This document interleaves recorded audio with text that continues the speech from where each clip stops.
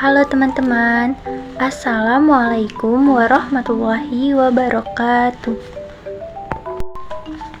Saya Ratna Juwanti dengan NIM 230510809197, mata kuliah Ilmu Pendidikan Islam, dosen pengampu Ibu Herlina, Magister Pendidikan Islam, Prodi Manajemen Pendidikan Islam, Fakultas Ilmu Tarbiyah dan Keguruan, Universitas Negeri Raden Patah Palembang. Di video kali ini saya akan mempresentasikan materi tentang ilmu pendidikan Islam. Yang pertama, tentang konsep dasar ilmu pendidikan Islam. 2. Tujuan pendidikan Islam. 3. Asas dan prinsip pendidikan Islam. Yang keempat, pembinaan dan tanggung jawab pendidikan Islam. Yang kelima, alat-alat pendidikan Islam. Dan yang keenam, pendidikan dalam pendidikan Islam. Materi pertama tentang konsep dasar ilmu pendidikan Islam. Konsep dasar ilmu pendidikan Islam ada 3. Yang pertama, pengertian pendidikan Islam. Pengertian pendidikan Islam adalah segala usaha untuk memelihara dan mengembangkan fitrah manusia serta sumber daya manusia yang ada padanya dan menuju terbentuknya manusia seutuhnya sesuai dengan syariat dan norma-norma Islam.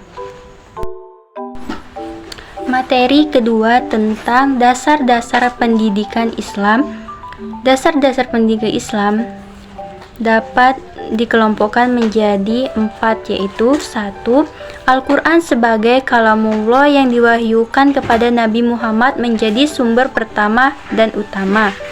2. Sunnah Nabi. Seperti yang telah kita ketahui bahwa sunnah berasal dari semua perkataan dan perbuatan yang dilakukan oleh Nabi Muhammad SAW. 3. Ijtihad, atau yang sering kita dengar dengan perkataan para sahabat. 4. Kemaslahatan masyarakat. Hal ini maslahat adalah membawa manfaat dan menjauhkan mudarat. Materi ketiga, fungsi ilmu pendidikan Islam. Fungsi pendidikan Islam adalah untuk memelihara dan mengembangkan fitrah dan sumber daya insan yang ada pada subjek didik. Yang disebut dengan istilah kepribadian muslim ini dilakukan melalui pendidikan agama yang membantu individu memahami, menghormati, dan menjalankan ajaran agama Islam dengan benar.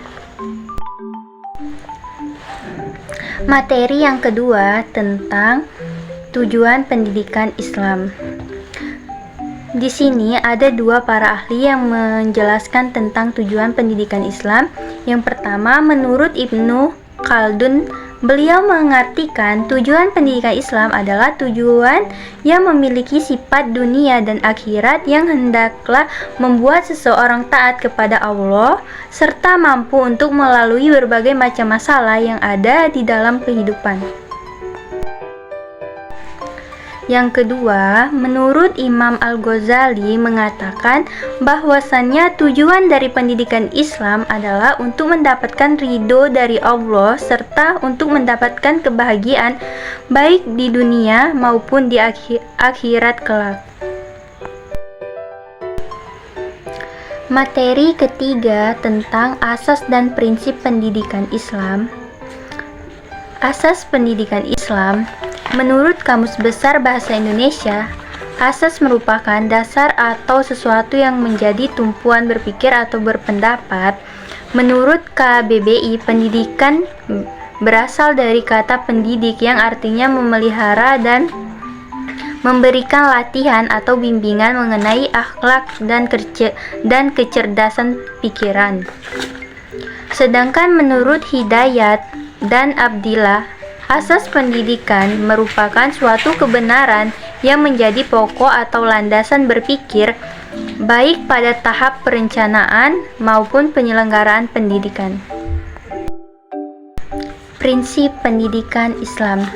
Ada 4 prinsip, yaitu 1. Prinsip rumusan tujuan, 2. Prinsip universal, ketiga prinsip kesederhanaan dan keseimbangan, yang keempat prinsip kejelasan. Materi yang keempat tentang pembinaan dan tanggung jawab pendidikan Islam.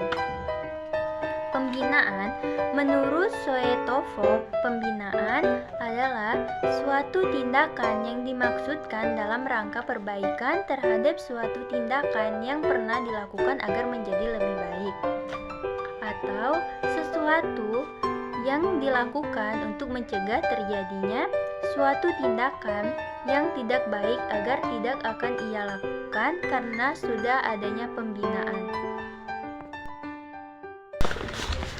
Tanggung jawab pendidikan Islam.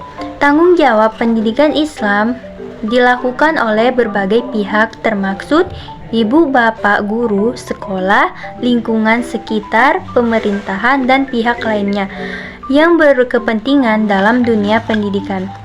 Beberapa aspek tanggung jawab pendidikan Islam yang sangat diperhatikan adalah pendidikan tauhid, iman, akhlak, fisik, akal, kalbu, fisikis, sosial, dan pendidikan seksual. Materi kelima tentang alat-alat pendidikan Islam. Menurut Jamaluddin, alat pendidikan Islam adalah segala sesuatu yang dapat digunakan dalam rangka mempengaruhi jiwa peserta didik agar dapat menjadi insan yang bertakwa, berakhlak, dan menegakkan kebenaran sesuai dengan ajaran Islam dalam rangka menjalankan tugas dan fungsinya sebagai hamba Allah. Dan alat pendidikan Islam juga sangat berguna sekali bagi seseorang guru dalam mengajar karena akan membentuk pribadi peserta didik yang bertakwa. Materi yang keenam tentang pendidik dalam pendidikan Islam. Pendidik dalam pendidikan Islam adalah proses menumbuhkan pikiran manusia dan mengatur akhlak dan perangaian berdasarkan ajaran Islam. Pendidikan merupakan komponen yang paling penting dalam sistem pendidikan secara keseluruhan, terutama dalam hal proses dan hasil pendidikan yang berkualitas. Oleh karena itu, upaya perbaikan dalam dunia pendidikan yang terpenting adalah perbaikan kualitas profesional guru. Itu saja penjelasan saya tentang ilmu pendidikan Islam. Semoga bermanfaat. Mohon maaf jika ada salah kata. Sekian dan terima kasih. Wassalamualaikum warahmatullahi wabarakatuh.